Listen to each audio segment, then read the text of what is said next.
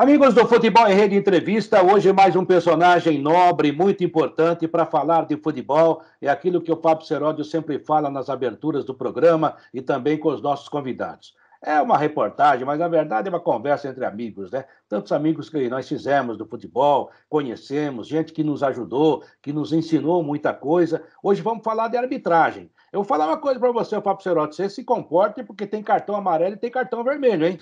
Não, pode deixar. Mas eu também não sou de ofender o árbitro. Pode ficar sossegado que eu sou respeitoso. Vocês já estão vendo na tela esse bonito senhor Alfredo dos Santos Loebelin, hoje 60 anos de idade, foi árbitro da FIFA, foi membro da Comissão de Arbitragem da Federação Paulista de Futebol, foi diretor de árbitro da Arbitragem de São Paulo também, da Associação Paulista de Futebol. E, é lógico, vai colaborar e muito com a gente, porque nós dois somos aprendizes de feiticeiro, e o Loebelin já foi feiticeiro. Ele conhece bem a regra do jogo. Quartarolo, como o Loebelin é um cara que eu respeito muito, e você também, e você é uma pessoa mais velha do que eu, vou deixar você fazer a primeira pergunta, tá? Obrigado, eu fico até feliz com isso, estou emocionado. Alfredo Santos Loebelin, é um prazer recebê-lo aqui, né? Obrigado por atender nosso convite. Vamos falar, é claro, de arbitragem, do futebol, do que a gente anda fazendo nesse momento, né? A verdade é que você é um cara que foi marcante na arbitragem brasileira, né? Poderia ter tido mais chance internacionalmente, mas as coisas aqui não funcionam tão bem assim. E como é que você está? A vida está tocando e obrigado por nos atender. Bom, primeiro que eu agradeço o convite, Quartarolo. Você está com saudades do amigo, do Seródio. Acho que o jornalismo ele vive uma carência tão grande quanto a arbitragem, né?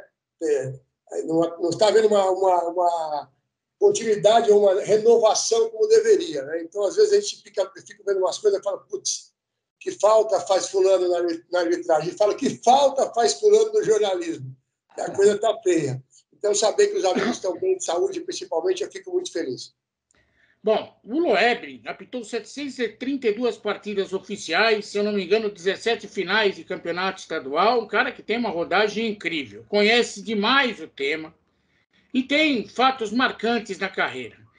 Logo de cara, Loebelin, eu vou colocar você na saia justa. Opa. O que você acha do incrível VAR? O VAR da FIFA é maravilhoso. Isso aqui que nós temos no Brasil não é o VAR da FIFA. Criaram um Frank VAR aqui. A CBF, como sempre, acha que ela pode tudo. Ela não usa o VAR da FIFA. E a maior prova que ela não usa o VAR o VAR. Aliás, é estranho falar VAR da FIFA. Tem o VAR. E tem aqui no Brasil não é o VAR, é o subproduto. E a maior prova desse subproduto é que nós não temos nenhuma equipe de VAR na Copa do Mundo. A FIFA não está contente. Conheço gente que ficou milionária, não é, Rick? É milionária com o VAR no Brasil, pelo país inteiro implantando o sistema, dando curso, né? Sempre aparecem os oportunistas. Agora, o torcedor, que é o grande lesado, porque no produto futebol, qual é o interesse final? É você agradar o torcedor. O que aconteceu, por exemplo, no jogo do Palmeiras de São Paulo é um caso de polícia. Para mim, depois do que aconteceu com o Edilson, no escândalo do apito, na máfia do apito, é o maior escândalo na arbitragem brasileira depois daquilo. Por quê? Não apenas porque o VAR não funcionou para ver o impedimento, e aqui o São Paulo não tem nada a ver com isso, pelo amor de Deus, mas o pós-jogo é gravíssimo, porque você tem que fazer um backup das imagens. Aí, misteriosamente, a CBF não se manifesta. 3 dias depois, ela diz que não, perdeu as imagens, não foi feito o backup. Quer dizer, lógico que eles viram as imagens, lógico que viram o impedimento e que sabem que, se divulgam que houve um impedimento, o Palmeiras poderia transformar um erro de fato num erro de direito. Então, você não divulga, faz coisa que não é comigo. E eu soube, até pelo diretor do Palmeiras, que a Leila ficou muito brava, né, com o pedido de desculpa do CNM, que só não caiu na comissão da arbitragem porque ele chegou agora. Se ele tivesse há 3, 4 meses, ele tinha caído, com a questão do São Paulo e do Palmeiras do São Paulo. Mas eu soube que o Palmeiras ainda não digeriu isso bem. Não desceu, porque você tem um prejuízo milionário. Não podia ser que o São Paulo fizesse um gol depois.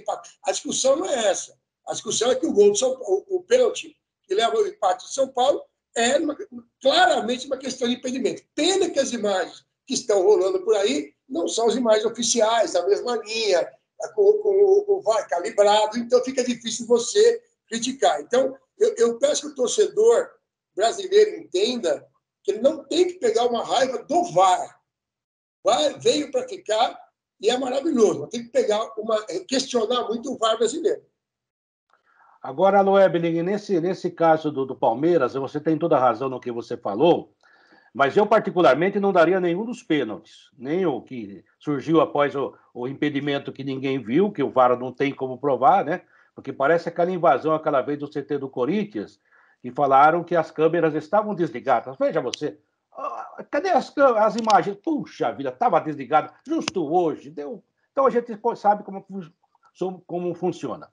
Mas isso à parte, e você tem razão no que você disse, por exemplo, eu não daria também aquele pênalti que deram em cima do Caleri. Eu acho que o VAR está inventando muitos lances.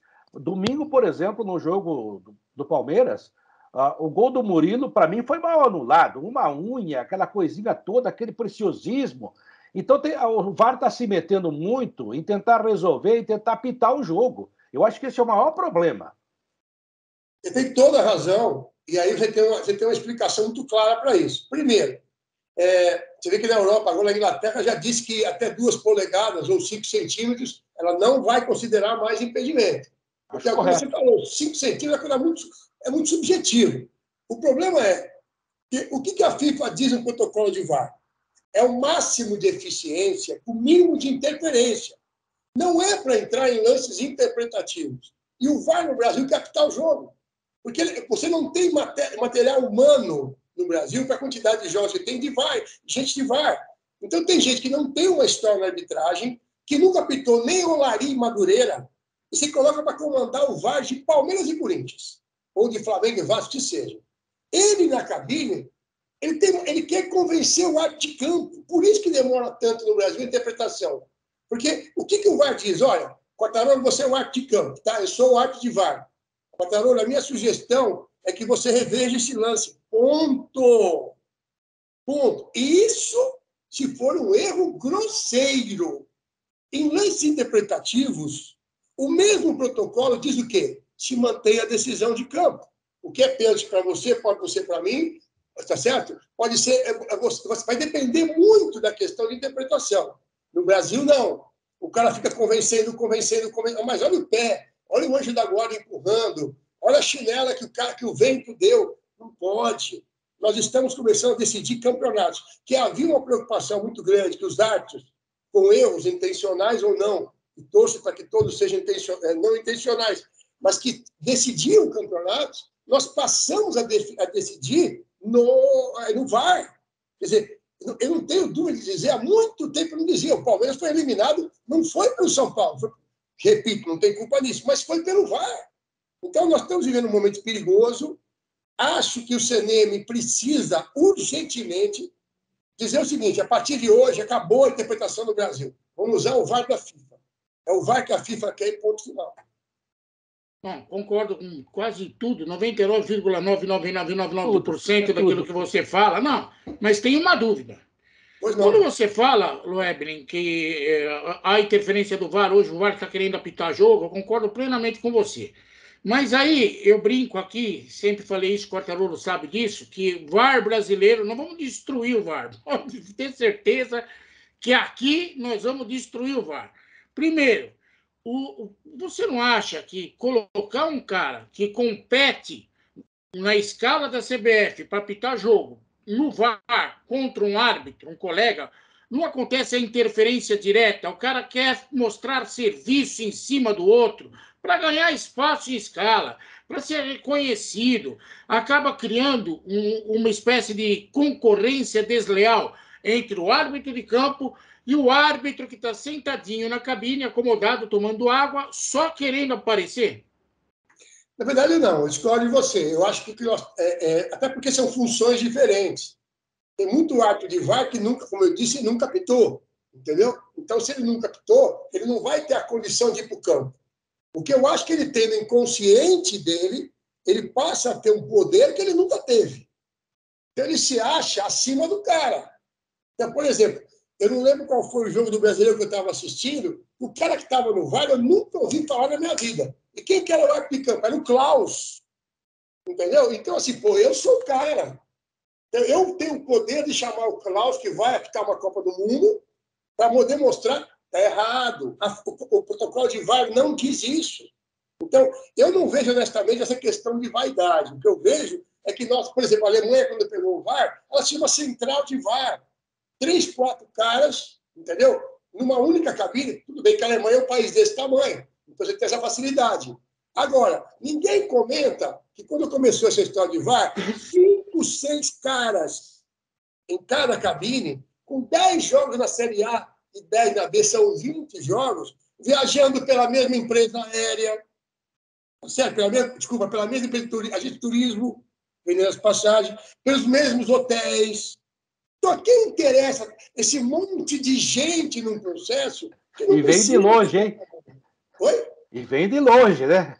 E vai colocando isso aí no papel.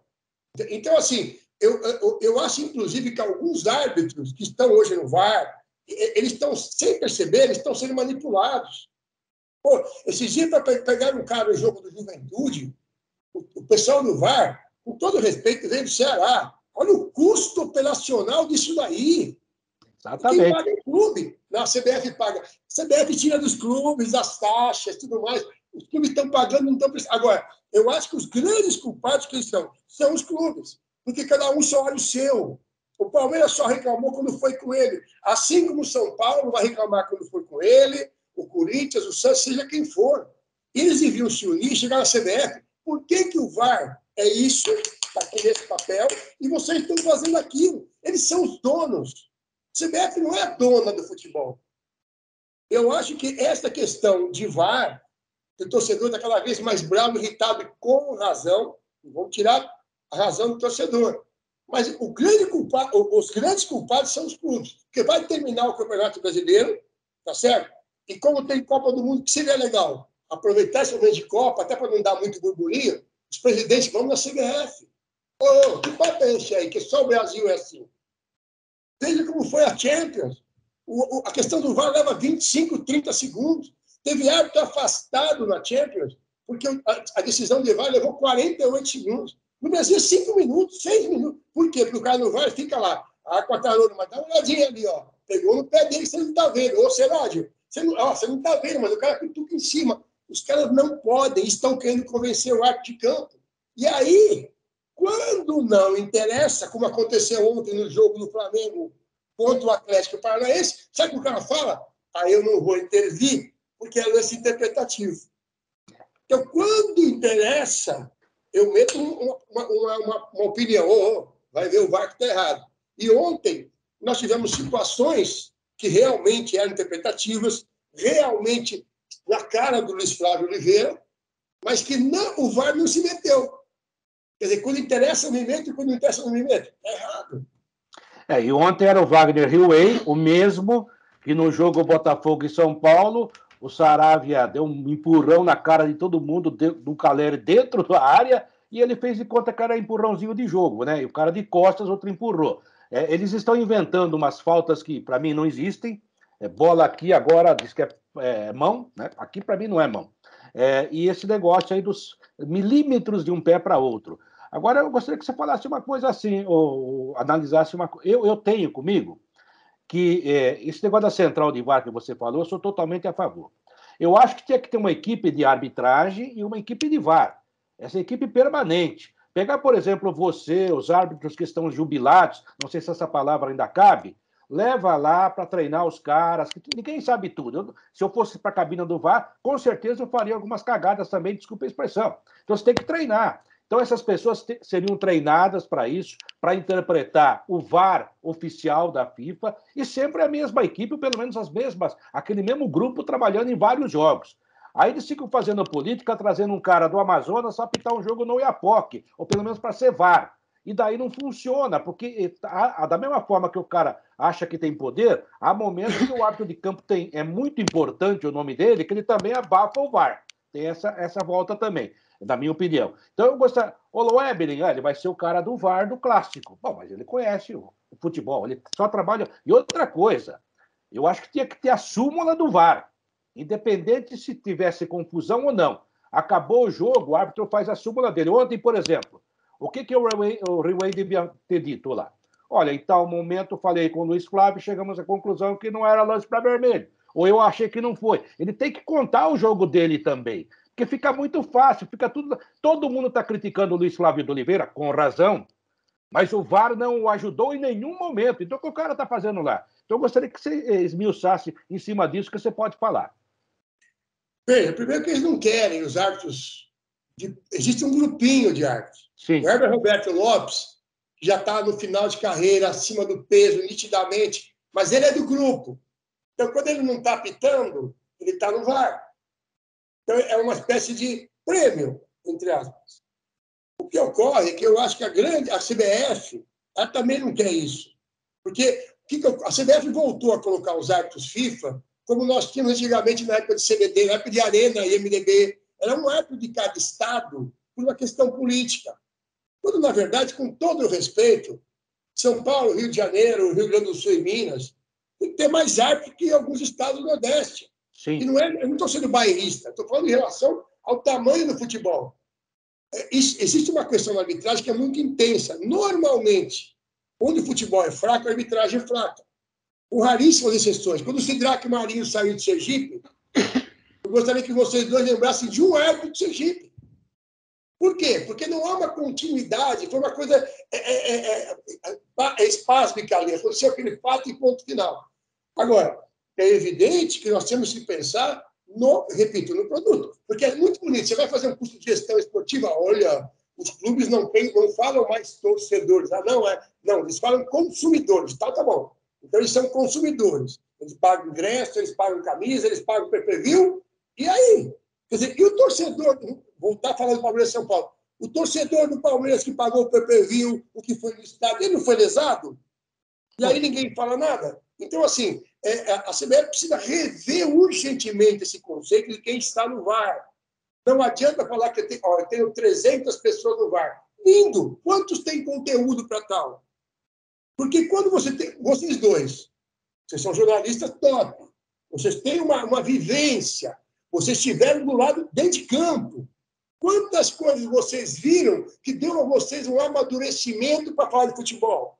Olha, isso aqui eu já vi 500 vezes. O cara está fazendo isso para quê? O treinador está falando isso para desviar o foco. A arbitragem é igual. Eu gostaria de voltar a assistir futebol só para torcer, mas não consigo. Eu vejo a arbitragem. E aí a gente começa a ver as coisas. Quer dizer, por que o De Arrascaeta deu aquela entrada no final do jogo ontem? Porque o jogo estava um circo. O Luiz Flávio perdeu o comando do jogo. E aí, a partir do momento que ele perdeu o comando do jogo, o jogador experiente fala o quê? Não vai me botar para fora nunca. Porque ainda mais no Maracanã, né? Cartão vermelho. Porque a regra diz, a bola tem condição de ser alcançada, de que jeito? Você tem um cara na frente. É lógico que ele vai atingir o jogador por trás. E é cartão vermelho. Então, como virou um ciclo mesmo, e o que está me irritando muito, amigos, se vocês me permitem, o cara pode dar porrada, voadora, rabo de arraia, chinela, cotovelada. É amarelinho, da madura. Ai, mas se ele xingar o árbitro, é crime capital. Tem que sair do lógico que a regra diz que a ofensa moral ao árbitro é passiva de cartão vermelho. Mas no jogo de ontem, e o Davi Luiz falou assim, todo mundo viu claramente, não tem o que defender, tá certo? Mas nós tivemos porradas, agressões dentro de campo. O que o Gabigol fez não é cartão vermelho.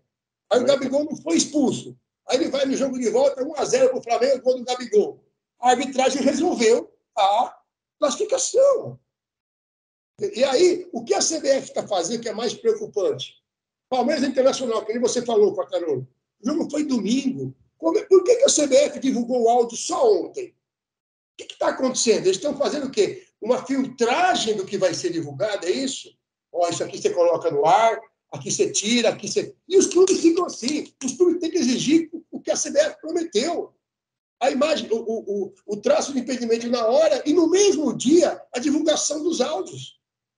Sim. Agora, os clubes... A Leila, reclamando com razão, óbvio, que é por ela, mas e agora? Tudo bem, passou. Por que hoje ela não ligou na CBF e falou, peraí, por que o jogo foi domingo, Palmeiras Internacional? Hoje Ontem, né? Quarta-feira, e vocês divulgaram só o áudio hoje.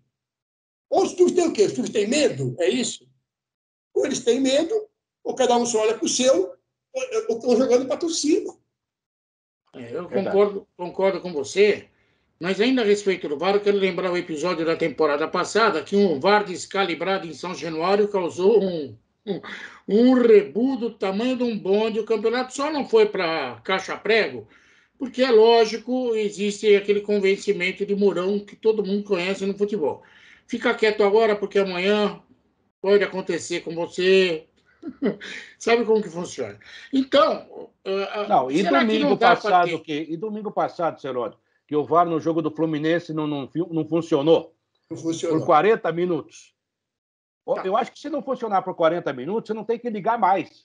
Você desequilibrou o jogo, porque o Felipe Melo tinha que ter sido expulso. Aí, se o jogador faz o que ele fez, do time dele ou do outro, teria sido expulso. Ou seja, desequilibrou o jogo. Se você não tem, olha, hoje não vai funcionar então para ninguém. Pronto.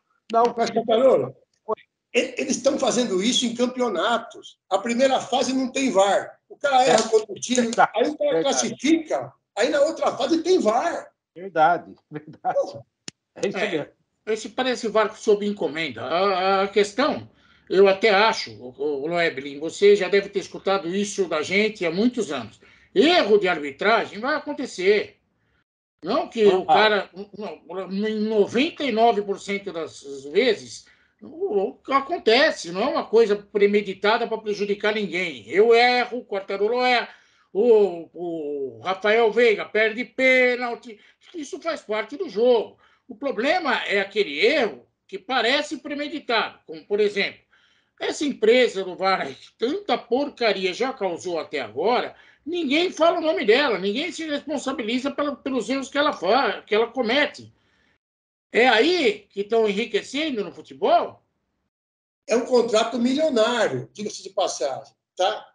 Fora isso, você tem a quantidade de sites de apostas no Brasil, com todas as sedes fora do país, e que muitas emissoras não falam, porque esse site patrocina a emissora. Ou não? Está cheio. Rádio e televisão. Então, assim, por exemplo, eu estava vendo... Porque você, a partir do momento que o negócio não anda, você tem o direito de falar o que você quiser falar. Certo? Porque não andou, deu uma coisa errada. Olha, você viu que o São Paulo contra o Palmeiras estava pagando 8-1 nas casas de aposta? Ué, se você não tem o VAR, ou não usou o VAR, eu posso interpretar o que eu quiser. Eu passo a interpretar o que eu quiser. A questão é que o próprio protocolo de VAR, quando ele fala nenhum jogo pode ser adiado ou anulado por erro do VAR, está no protocolo. Okay?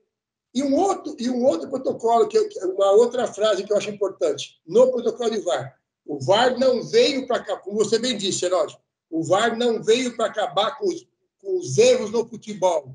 O VAR veio para acabar com os erros grosseiros no futebol. Ou seja, eu estou apitando o jogo olhando aqui, nas minhas costas o cara deu uma cotovelada no outro. O VAR tem que chamar. Olha, você estava olhando a bola ali, dentro da área, puxar é pênalti. O VAR tem que chamar. A jogada interpretativa não é o papel do VAR. Eu costumo dizer, desculpa, Quartarolo, você vai fazer a próxima pergunta, só para deixar claro, VAR, para mim, serve para anular o gol de mão do Maradona na Copa do Mundo. É isso aí, bem lembrado, bom exemplo. Não serve para dizer se o Maradona tinha uma espinha no nariz e que ele ganhou uma vantagem na espinha contra o adversário. Pode fazer a sua pergunta, Quartarolo. Não, eu concordo plenamente. O VAR, ele não pode interferir tanto no jogo, em todas as jogadas. Quer ver só? Quanto você tem de altura, Loeblin? 1,87. Quanto você tem, Seródio? 1,71. Se você tivesse marcando... Mas é melhor você pedir os diâmetros, que é maior. Não, mas é isso que eu falo. Daqui a pouco o técnico vai ter que escalar jogador ou zagueiro pelo tamanho, porque se o pé for maior ou menor, ele pode estar impedido ou não. Quer dizer, é um negócio absurdo. Pode falar, Loeblin, se interromper, pode falar. Não. E outro detalhe que eu acho importante, vocês têm muito mais experiência nisso do que eu, essa coisa do jogador ficar marcando com os braços para trás, que ele tira o equilíbrio dele. Você está matando o futebol. Você está querendo que o cara jogue com o braço para trás. E por quê? Porque o VAR agora, olha, isso é movimento natural. O que você falou, Catarina, é um estudo disso. Nós três, que temos um perfil físico diferente, nós temos maneira de andar diferente. O seu movimento de braço é diferente do meu, que é diferente do Seródio. Como é que o árbitro vai interpretar o que é movimento natural ou não?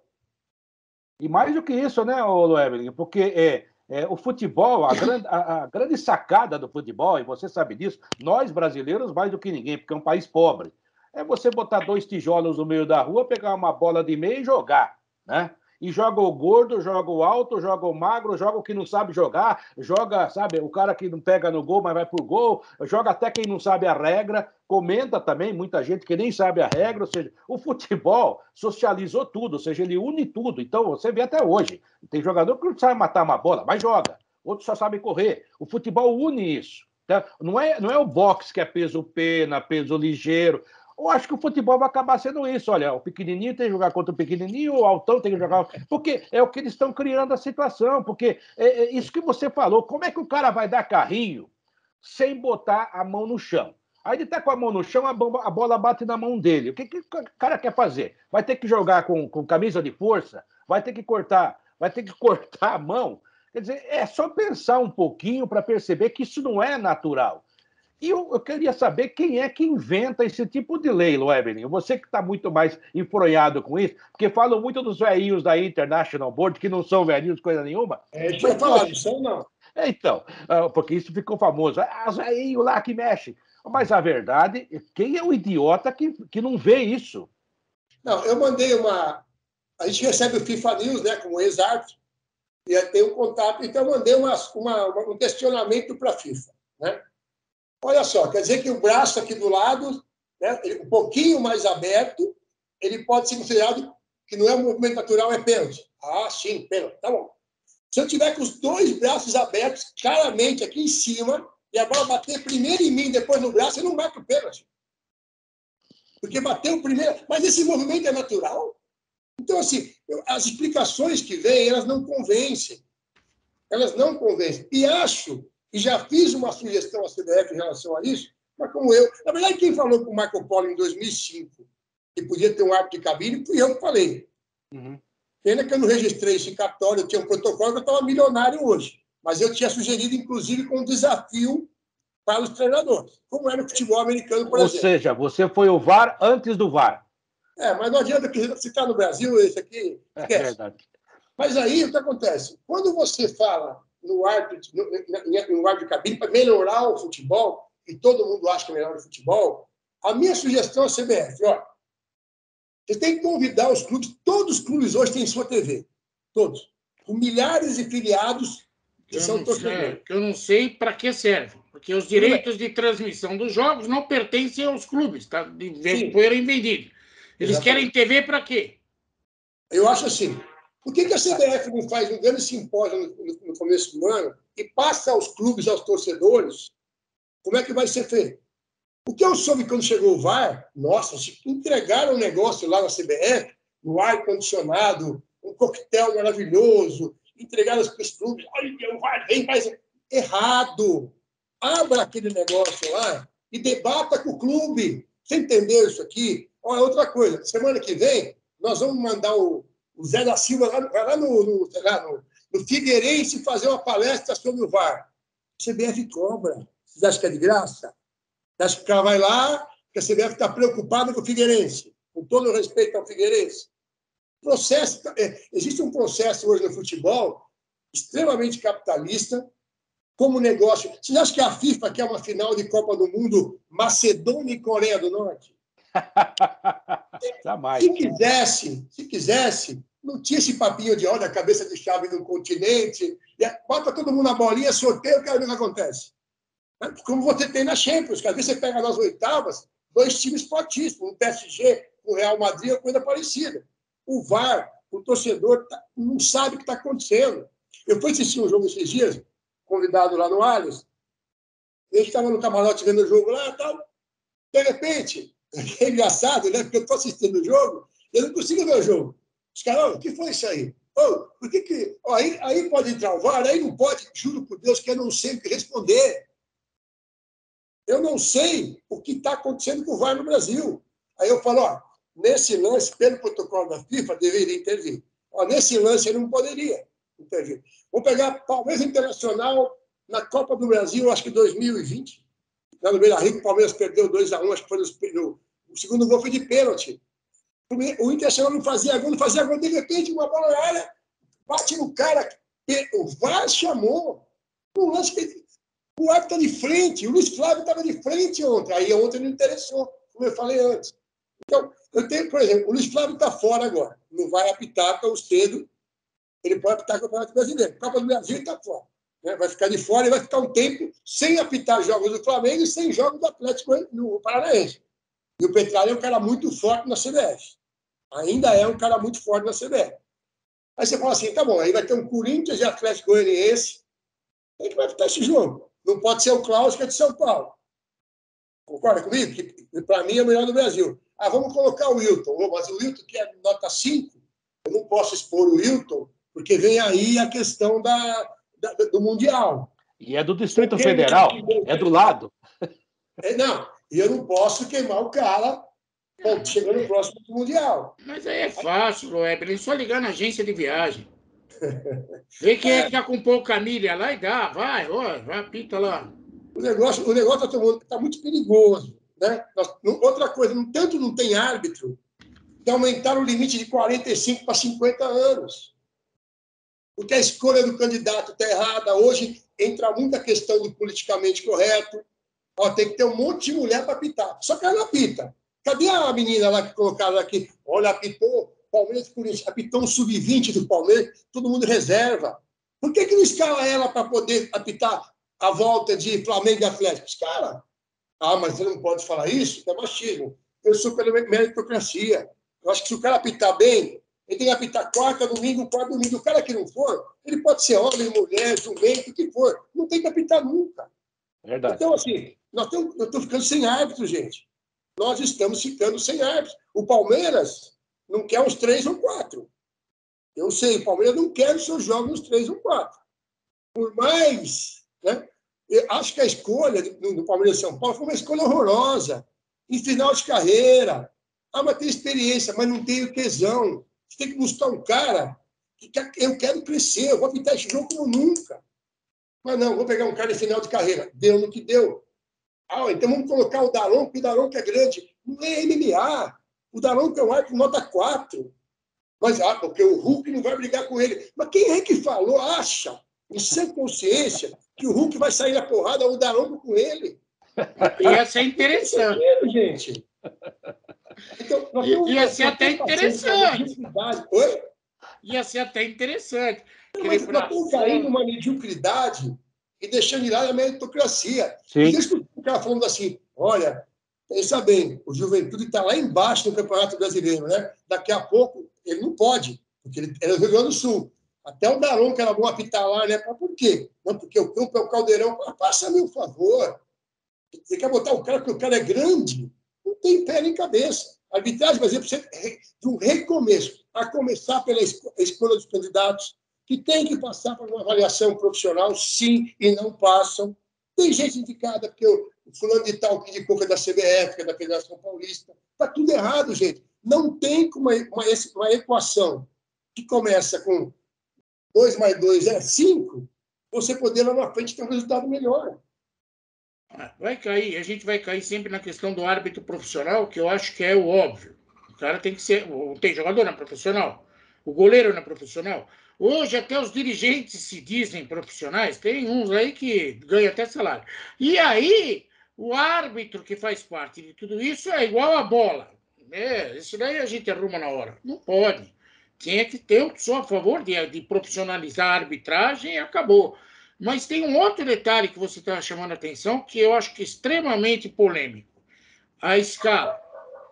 Já tivemos aquela história da bolinha para sortear o nego, que aí a manipulação não estava no sorteio, estava na indicação do sorteio. Eu já dou 3 bolinhas garantidas, pronto. Não preciso colocar bola gelada. Não, e tinha uns caras que tinha sorte, os caras que eu quero lá. Tem uns caras com muita sorte, que toda rodada tá. Nossa, tem cara que eu gostaria que me desse 6 números da Mega Sena, porque ele ganha todas, é incrível. Bom, como ser justo Na escala da arbitragem, responde o árbitro Alfredo dos Santos Loeb. Bom, vamos por partes. Primeiro, a questão da profissionalização, já existe a lei, está engavetada. Por que não querem regulamentar? Por causa dos encargos sociais no Brasil. Você fala em 104%, então o árbitro hoje ganharia, sei lá, um FIFA 7, 8 pau no jogo, ele vai custar mais 7, 8 pau dos encargos sociais. Quem vai pagar isso? Os clubes não querem. Muito menos a CBF, que não quer de jeito nenhum criar um vínculo empregatício. Essa é a grande questão. O que é feito na Alemanha, que eu acho que viria bem no Brasil? Você contrata o árbitro por campeonato na Bundesliga. Então, eu vou contratar o Loeb, ele vai apitar por 300 mil euros, por 200, ou sei o que for, 20 jogos da Bundesliga. Se ele for bem, no próximo ano, eu renegocio o contrato com a Bundesliga. E os impostos são meus. Se eu for mal, olha, você foi mal, ou vão abaixar o seu contrato, ou então você vai para a segunda divisão alemã. Ou seja, você motiva o cara tem que se preparar. Aqui no Brasil, olha, mas ele não pode ter, tem que ter outra profissão, se ele vai ser. Gente, vocês acham mesmo que o cara ser árbitro ganha 7, 8, 10, 7 pau por jogo, faz 5 no mês, está falando em 35 pau. O fato dele ser professor de escola fundamental, que para mim é muito mais importante, mas ganha 2 pau por mês, vai alterar o que no caráter dele? Se ele for mau caráter, ele vai ser do mesmo jeito. O Edilson tinha emprego. O Edilson tinha outra profissão. Ou não tinha. Então, assim, não tem sentido. Essa questão da escala, ela passa melhor com um trabalho da comissão da arbitragem. Gente, é computador. Terminou o jogo, o Seródio apitou, mas o Seródio teve um problema com o Palmeiras. Olha, o Seródio teve um problema com o Palmeiras. Está lá. Por qual foi o motivo? Porque o Seródio se coloca mal em campo. Está no computador. Aí, lá na frente, vai ter um jogo de 2 times que jogam em altíssima velocidade. Tem que estar constando lá. O Seródio não pode, porque o Seródio é um cara que fica longe das jogadas. Ele é um cara mais lento. Tem que ser para um jogo mais cadenciado. Gente, isso aí é programa de computador. Você não precisa ter um gênio. E não é matemática. Agora, é questão humana, tem que ter bom senso. Você tem que ter um psicólogo para chamar o Loeb e fazer: Loeb, como é que você está essa semana aqui? Eu não posso apitar. Eu perdi uma pessoa na família, não tem condição de apitar. Quando meu pai faleceu no domingo, em 94. E eu apitei, cheguei em casa sobre o falecimento. Eu avisei o Reinaldo, avisei o Fará. Olha, não minto, o Fará não estava em São Paulo. Reinaldo, eu não posso apitar quarta-feira. Eu não tenho condições psicológicas. Não, você vai apitar. Você vai apitar. Porque corria dentro da federação a ideia de que, se alguém morrer, primeiro você apita o jogo, depois você enterra. É verdade isso. Então, se você não tem um trabalho psicológico, gente, como é que você lida com isso? Então, assim, os jogadores hoje, o futebol, tudo, muito preocupado com a questão estética. Tem que ter uma chuteira vermelha, o meu cabelo tem que ser isso, mas a questão psicológica está sendo deixada de lado. Então, com a arbitragem é a mesma coisa. Você precisa preparar o árbitro. Você sabe que você está no restaurante na segunda-feira e o cara chegar e falar assim: ô, ladrão, você meteu a mão ontem no Corinthians, hein? Você está preparado para esse tipo de reação? Ou você quer só aquela relação que você liga o rádio, está lá o Pacarolo, que é um cara exigente com a arbitragem. Gostei muito da arbitragem, hein? Uma arbitragem muito boa. Aí você quer ouvir. Aí eu gosto de ouvir. Aí quando o Pacarolo fala assim: olha, mas a arbitragem hoje não foi boa, tudo mais. Aí você não quer ouvir, você não sabe nada da arbitragem. E é o que tem. Os árbitros não estão, a escala de árbitros não está se preocupando com isso. Nós temos árbitros, não vou citar nome com motivos óbvios, que estão passando por momentos pessoais gravíssimos. Divórcio litigioso. E a CBF escala o cara para um jogo do Campeonato Brasileiro. Quando ele vai entrar em campo com 100, 80, 70 mil pessoas xingando ele, qual o estágio emocional disso? E se ele pode apitar o jogo da mulher dele, do time da mulher dele. Bem lembrado. Mas você concorda, então, que a escala passa por uma questão psicológica? Passa. Tudo na vida passa. Eu conheço um cara, não foi bem o caso assim, mas ele foi apitar um jogo e tinha brigado com o sogro, e o time perdeu, a gente estava no carro. Ele falou assim, bem feito, meu sogro se ferrou hoje. Ele bandeirou para mim. Aí eu olhei, porra, peraí. Como assim, seu sogro se ferrou? O que eu tenho a ver com isso? Eu apitei o jogo. Você quer dizer para mim, então, que você estava lá bandeirando, mas torcendo para o seu sogro tomar? Não é assim que a banda toca, gente. Somos seres humanos. Agora, Seródio, eu queria só voltar num ponto que você falou dos jogos e dos canais de apostas que hoje proliferaram. E eu acho que esse é mais um problema dos árbitros, o Loebling. É porque hoje todo mundo é jornalista, todo mundo tem um canal, todo mundo escreve, e muitas empresas, para não dizer a grande maioria, eu até discuto muito isso, dá muita bola para certos nichos da rede social. Tem clube que não contrata um técnico porque a rede social não quis, ou inclusive persegue pessoas porque a rede social, porque aquele negócio que você falou, são clientes, mas até os clientes você tem que dar uma peneirada de vez em quando. Mas eu sou de uma outra geração, então talvez muita gente, por causa disso, vai me chamar de conservador, mas eu acho que você tem que dar respaldo a quem faz direito, não ficar apenas ouvindo bobagem e sempre dando uma referência a esse novo mundo que existe. Não tem como fugir disso. É uma ferramenta que está aí para o bem e para o mal. Mas há um jogador, que eu não vou falar o nome por motivos óbvios, como você usou a frase agora há pouco, que jogava na Itália, jogador de altíssimo nível. E ele falou assim, olha, Martarolo, na Itália, o jogo é um negócio absurdo, a casa de aposta, porque todo jogador, inclusive o Gianluigi Buffon, que foi um goleiro extraordinário, vivia jogando, era um cara que jogava, era viciado. Então o jogador joga, então vai jogar a Juventus e Milan, o cara vai defender a Juventus. Mas ele pode apostar contra o time dele, né? E assim por diante. E dentro daquele quesito de regulamento do jogo, tá legal. Você pode apostar em quem você quiser. E há histórias, e esse eu posso até falar do Tuta, né, que jogou no Palmeiras, no Venezia, que fez um gol que queriam matá-lo, porque todo mundo tinha apostado contra o próprio time. Então esse jogador falou assim, então você está no vestiário tratando do jogo, naquele clima do jogo, você quer fazer gol, cara, goleador. Aí você não sabe se o cara que está do lado, no que ele apostou, né? Então fica um negócio, um clima de muita desconfiança entre eles mesmos. E só faltava, eu citei a Juventus, porque em 2006 a Itália foi campeã e a Juventus estava toda enrolada nos jogos de loteria lá, do Totocalcio, como já tinha acontecido, e acabou caindo para a segunda divisão, porque foi punida pela legislação italiana. Então, esse tipo de coisa chegou ao Brasil de uma forma que as pessoas ainda não analisaram essa situação. E eles estão comprando espaços. A gente vive de publicidade, é um negócio isso aqui para tudo, né? A gente trabalha para ganhar dinheiro. Mas a gente sabe como é que é, porque eles compraram espaço em tudo quanto é lugar, internet, televisão, rádio, e parece que se tornou a coisa, sabe, que parece que é o Vaticano que está tomando conta. E tem muita gente de dentro do futebol envolvida nessa questão. E como você acabou de falar, a gente sabe quem é quem. Em todos os segmentos, em todos. Eu até brinco, mas na verdade as escrituras dizem que é verdade, que teve desavença até no céu. Lúcifer é um anjo caído. Ou seja, é o ser humano. Tem gente boa e gente ruim em todo o segmento. Então, agora está havendo uma desconfiança maior, o que é ruim para o esporte, Loebling. Você tentou. Olha, o que eu vi dentro de campo, de time, salário atrasado, o capitão chegar para você e falar, Loebling, hoje você vai. Não é nada com você, tá? Mas assim, ou os caras não correrem, ou os caras dar porrada para ser expulso. Na questão dos jogos, se você lembrar quando teve a máfia no apito, só descobriram que tinha 2 sites de apostas só no Brasil. Aliás, não, eles estavam no Brasil, mas com sede nas Ilhas Virgens, se não me engano, ou Ilhas Caimã.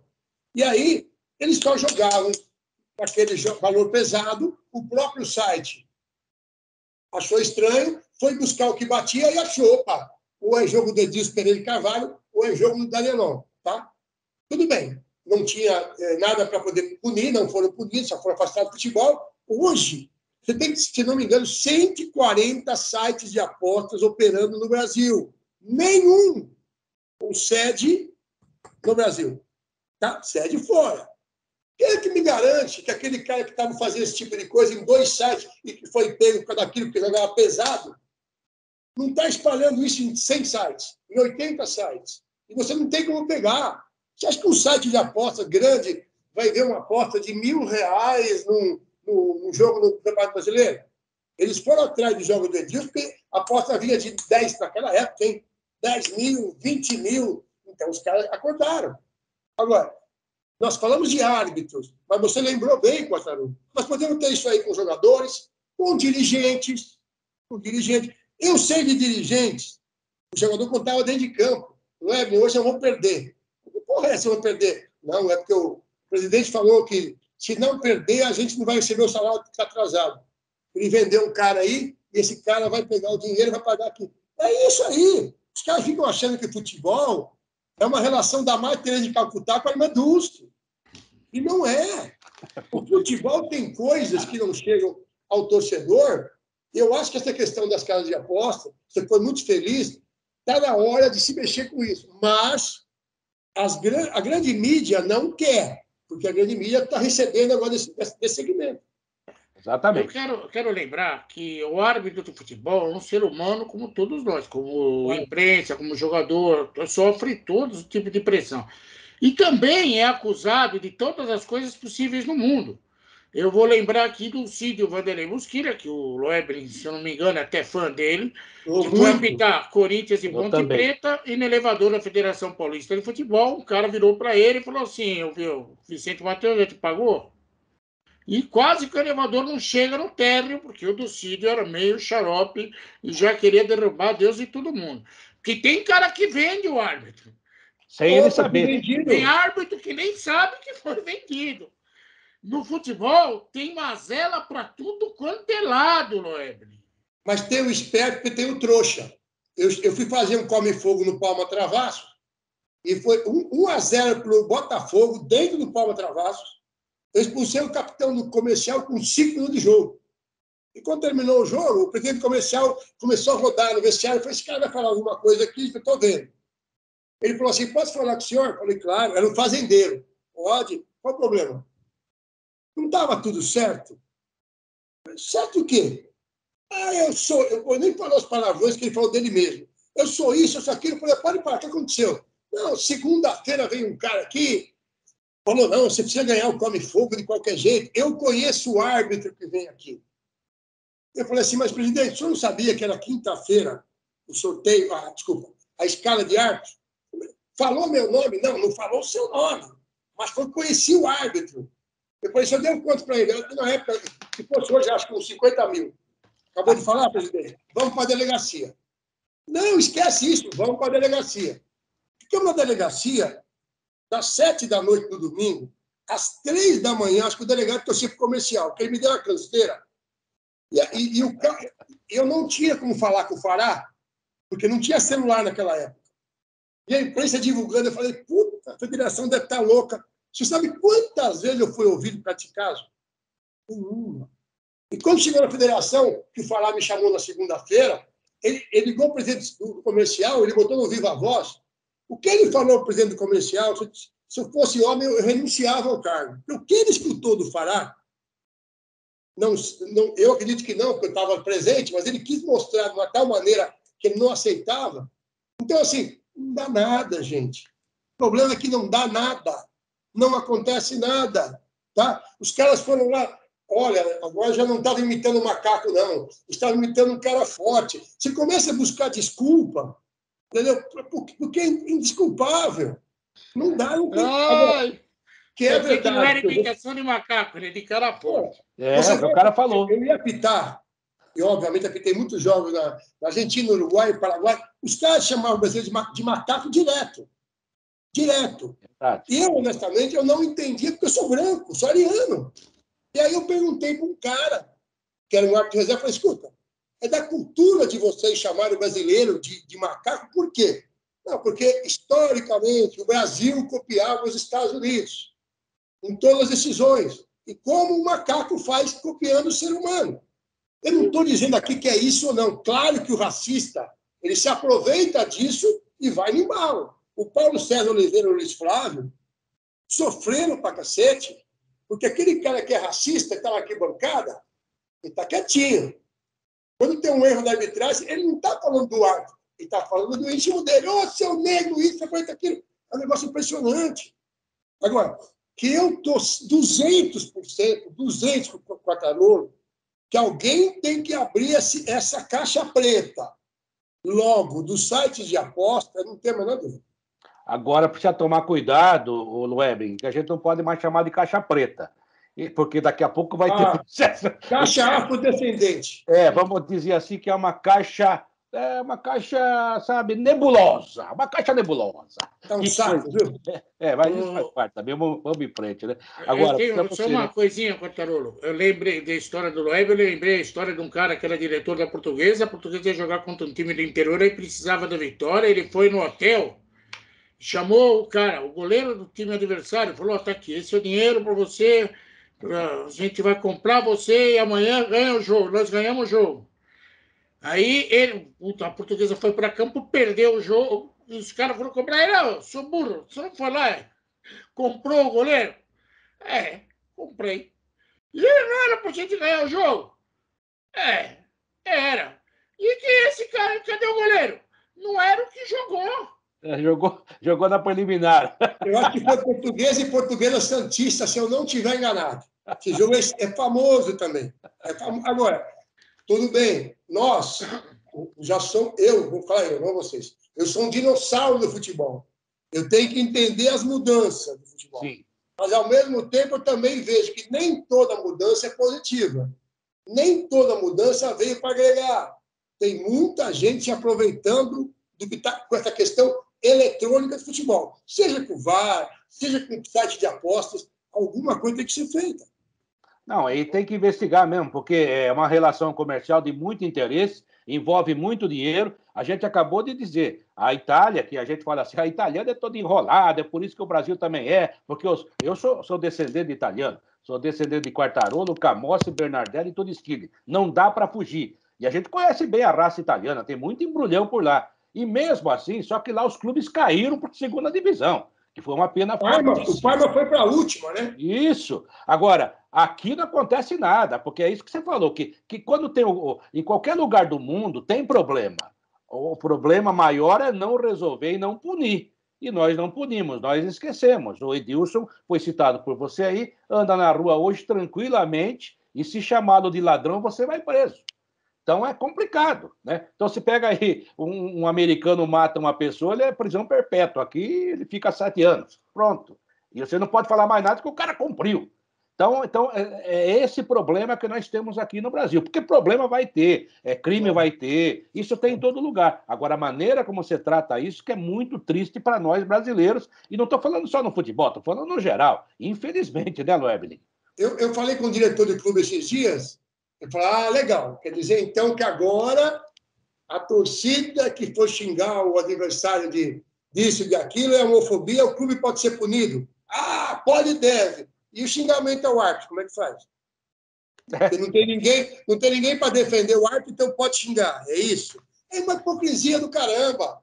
Eu não acho que, honestamente, eu acho que tem que prender o cara que é homofóbico, que é racista no estádio, mas prender com vontade. Não é prender o cara a pagar 10 pau de fiança e sair rindo para fora da delegacia.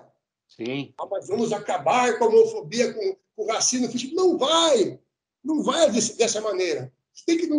Por que a Inglaterra melhorou o futebol, a Premier League? Quando acabou com os hooligans. 5 anos fora das ligas. 5 anos fora das ligas. Sim. E alguns nunca mais podem entrar em nenhuma praça esportiva, não é no futebol. Imagina o cara pensar assim, tem um filho. Meu filho vai jogar bola, não posso entrar, porque eu sou banido. Ele é banido. Aqui, mais que as organizadas fizeram, gente. E agora, um cara numa sala com ar-condicionado, né, comendo o seu cajuzinho ali com refrigerante, nós vamos montar os bandeirões nos estádios. Porra, cara, não é possível. Parece que o Ministério Público vai recorrer, né? Mas não é possível. A PM tem um estudo disso. Quantas brigas aconteciam quando havia os bandeirões? O que entrava de droga e de rojões e sinalizadores que hoje entram nos instrumentos das organizadas, quanto aquilo deixou de ter? Aí o cara acorda e fala, como é que eu vou estragar o mundo hoje? Já sei, vai botar os bandeirões para os estádios. Tem que ouvir quem manda, e quem manda, no caso, é a Polícia Militar.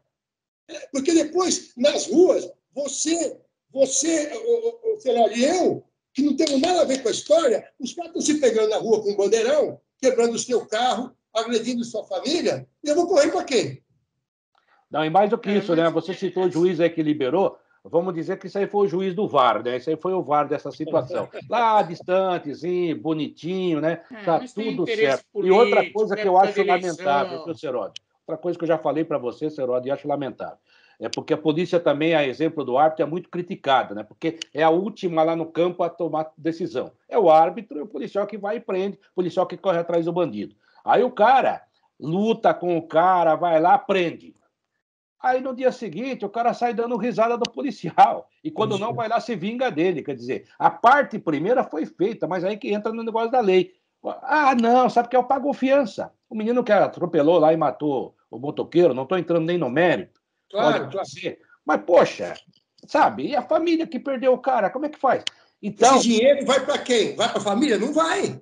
Diz que agora vai, né? Mas não sei também, precisa ver, né? Eu não sei, não, esse papo que vai. Eu só acho que você falou uma coisa muito importante. Desculpa, Seroli, você queria comentar, mas eu acho que você falou uma coisa muito, muito importante, que é a questão de realmente a gente começar a punir. Nem todo policial é 100%, mas a corporação é séria. Nem todo árbitro é 100%, mas a categoria é uma categoria séria. Quando aconteceu o negócio do Edilson e do Danelão, para a classe foi uma desgraça. Porque o pessoal falava assim, tá vendo como falavam que é ladrão mesmo? Porque você vai junto. Da mesma forma que você souber amanhã depois que tem jornalista ganhando dinheiro para falar bem de um time só, por causa do patrocinador, não é ruim para vocês, jornalistas? Nossa! É ruim, porque afeta a classe. Nem todo jornalista é sério, mas a grande classe é. Então, não é porque um jornalista deu um tiro e matou a mulher que todos são assassinos. Não existe uma coisa... Agora, Lebrin, eu tenho duas perguntas rápidas para encerrar minha participação com você. Uma é técnica, a outra é pessoal. É corporativa, olha que bonito. A pergunta técnica não é para mim, não. É para o cara que está ouvindo a gente entender. Eu queria que você explicasse o que é erro de direito e o que é erro de fato. O erro de fato é o erro que eu errei na interpretação. Tá? Eu errei na interpretação. Ou seja, tem um lance de pênalti, mas na visão que eu estava, eu não tive a impressão de pênalti. Um erro de interpretação. O que é um erro de direito? Eu sei que se o cara der uma raquetada na mão com a bola, eu sei que a regra diz que é pênalti. Eu estou olhando e eu digo, não foi. Eu transformei um erro de fato num erro de direito, porque eu estou assumindo que é um desconhecimento de regra. Por isso que o árbitro não pode dar entrevista depois do jogo. Olha, Loeb, você marcou. Então, muitas vezes eu não dava, eu tomei pau do Quatorão por causa disso. Agora não quer falar.